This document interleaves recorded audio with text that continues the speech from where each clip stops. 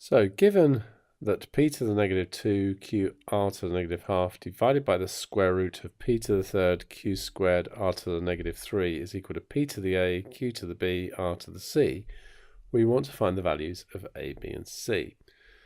So let's look at what we have here. We've got p to the negative 2, q, r to the negative a half, and on the bottom we have p to the 1/3, q squared, r to the negative 3, and the square root of that means that's all to the half.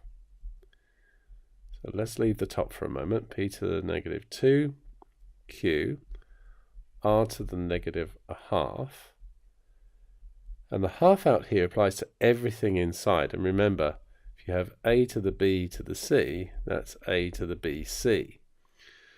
So half times a third is a sixth. So we have p to the 1/6 here. Then 2 times a half is just 1, so we just have a single q. And then we'll have r to the negative 3/2. And now we're just dividing, so we subtract.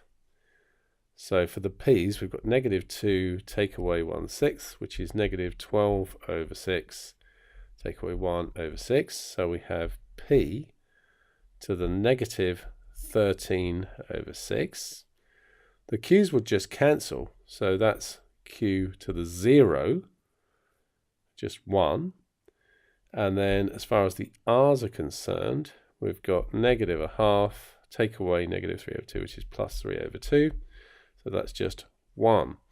So a is equal to negative 13/6, b is equal to 0, and c is equal to 1